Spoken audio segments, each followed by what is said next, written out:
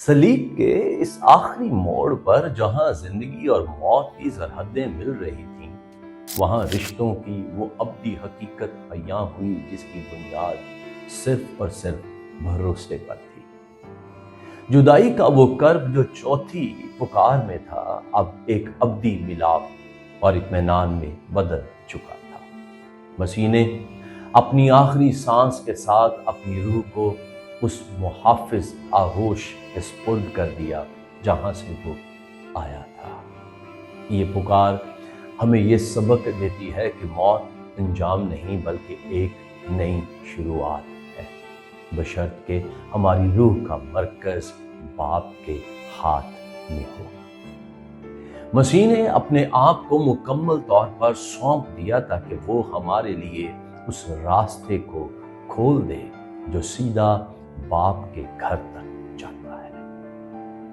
آج یہ کلمہ ہمیں یاد دلاتا ہے کہ زندگی ہو یا موت، اگر ہم مسیح میں ہیں تو ہم ہمیشہ کے لیے محفوظ ہیں۔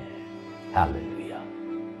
خداوند یسوع مسیح کے فضل اور باپ کی محبت اور روح القدس کی شراکت میں آپ کو سلام کہتا ہوں۔ میں آپ کا خادم پادری انیس جاوید، 7واں صلیبی کلمہ، اور میں اسے کہوں گا ابدی سپردگی اور کائناتی بحالی کا لمحہ۔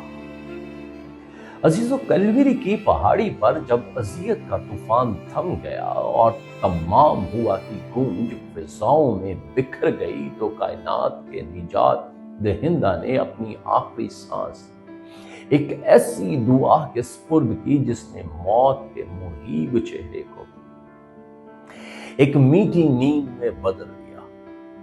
یسوع نے پکارا، اے باپ، میں اپنی روح تیرے ہاتھوں میں سونپتا ہوں۔ لوکا کی انجیل 23واں باب 46ویں آیت۔ یہاں ایک حیرت انگیز انکشاف یہ ہے کہ یسوع نے یہ کلمات بلند آواز سے کہے۔ وہ کسی مرتے ہوئے انسان کی سسکتی ہوئی آواز نہیں تھی جس کے پھیپھڑوں سے ہوا نکل رہی ہو، بلکہ یہ ایک فاتحانہ پکار تھی جو ظاہر کرتی ہے کہ ان کی زندگی ان سے چھینی نہیں جا رہی تھی، بلکہ وہ اپنی مرضی سے اسے سونپ رہے تھے۔ یہاں استعمال ہونے والے یونانی لفظ کا اشتقاق ہمیں بتاتا ہے کہ یہ ایک قانونی امانت تھی، ڈپازٹ، جسے ایک معتبر محافظ کے حوالے کیا جاتا تھا تاکہ اسے جلال کے ساتھ دوبارہ واپس کیا جا سکے۔ یونانی متن میں یہاں استعمال ہونے والا لفظ جس کے معنی بطور امانت سپرد کرنا یا حوالے کرنا ہے، یہ لفظ بینکاری، بینکنگ اور قانونی اصطلاحات میں استعمال ہوتا تھا۔ جب کوئی شخص اپنی قیمتی متاع کسی قابل بھروسہ دوست کے پاس امانت رکھواتا تھا تاکہ ضرورت کے وقت اسے واپس لے سکے تو یہ لفظ استعمال کیا جاتا۔ یسوع اپنی روح ہار نہیں رہے تھے بلکہ امانت رکھوا رہے تھے، یہ جانتے ہوئے کہ تیسرے دن وہ اسے دوبارہ حاصل کر لیں گے۔ یہودی روایات کے مطابق یہ جملہ زبور 31 اس کی 5ویں آیت میں درج وہ دعا تھی جو یہودی مائیں اپنے بچوں کو سوتے وقت سکھاتی تھی۔ یسوع نے اپنی زندگی کا اختتام اسی معصومانہ بھروسے کے ساتھ کیا جیسے ایک بچہ اپنے باپ کی گود میں سو جاتا ہے۔ یہ کلمہ موت کی فطرت اور یسوع کے اختیار پر گہری بحث چھیڑتا ہے۔ ناقدین کا اعتراض ہے کہ کیا یسوع کو موت نے شکست دی؟ اگر وہ خدا تھے تو وہ مر کیسے سکتے تھے؟ جواب الہیاتی طور پر سمجھا جا سکتا ہے۔ یسوع کی موت حادثاتی نہیں بلکہ ارادی تھی۔ انہوں نے خود فرمایا تھا، کوئی اسے مجھ سے چھینتا نہیں بلکہ میں خود دیتا ہوں۔ یہاں سونپنے کا عمل ظاہر کرتا ہے کہ وہ موت کے قیدی نہیں بلکہ موت کے مختار تھے۔ انہوں نے اس وقت تک جان نہیں دی جب تک تمام ہوا کا مقصد پورا نہ کر لیا۔ یہ کلمہ ثابت کرتا ہے کہ مسیح کی الوہیت نے موت کے لمحے میں بھی اپنا اختیار برقرار رکھا۔ الہیاتی طور پر اس کلمے کا سب سے بڑا انکشاف اس کے فوراً بعد ہونے والے واقعے میں چھپا ہے۔ ہیکل کا پردہ اوپر سے نیچے تک پھٹ گیا جب بیٹے نے روح باپ کے ہاتھوں میں سونپ دی، تو باپ نے وہ دیوار گرا دی جو انسان کو اس کے قریب آنے سے روکتی تھی۔ یہ اس بات کا ثبوت تھا کہ باپ کہنا یا باپ کہنے کا حق اب صرف بیٹے کا نہیں رہا بلکہ ان تمام کا ہو گیا جو مسیح کے وسیلے اس کے پاس آتے ہیں۔ ناقدین جو مسیح کی موت کو ایک مظلوم کی شکست سمجھتے ہیں، وہ اس حقیقت سے بے خبر ہیں کہ یسوع یہاں موت کے قیدی نہیں بلکہ مختار تھے۔ انہوں نے موت کے سامنے سر نہیں جھکایا بلکہ موت کو حکم دیا کہ اب وہ ان کی روح کو امانت کے طور پر قبول کرے۔ یہ آدم اول کے برعکس تھا جس نے نافرمانی سے روح کھوئی، جبکہ آدم ثانی خداوند یسوع مسیح نے فرما برداری سے روح کو باپ کے سپرد کر کے زندگی کا دروازہ کھول دیا۔ جس سفر کا آغاز اے باپ لوکا دوسرے باب سے ہوا تھا، اس کا اختتام بھی اے باپ پر ہوا۔ یہ ایک ایسے مسافر کی صدا ہے جس نے اپنا بوجھ منزل پر پہنچ کر اتار دیا۔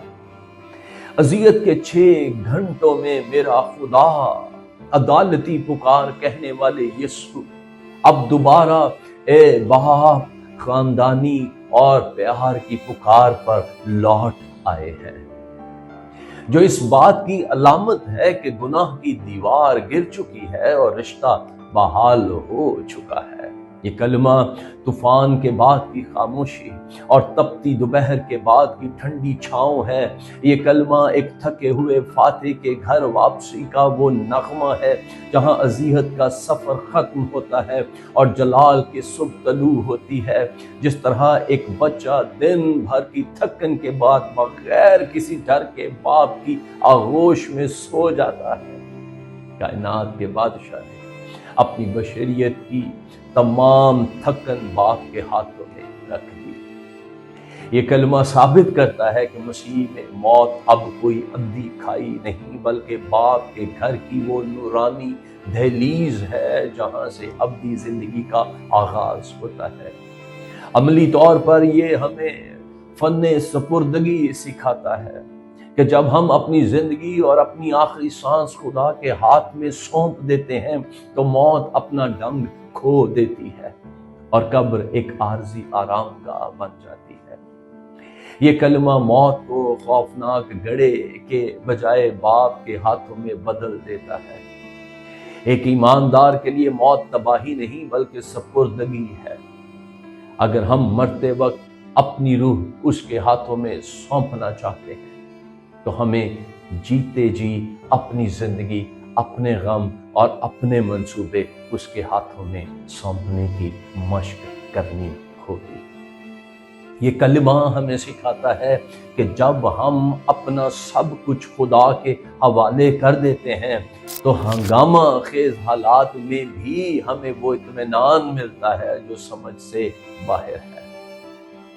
یہ کلمہ آپ کے لیے آخری فیصلے کا سوال ہے کہ جب زندگی کا آخری موڑ آئے گا تو آپ اپنی روح کس کے حوالے کریں گے؟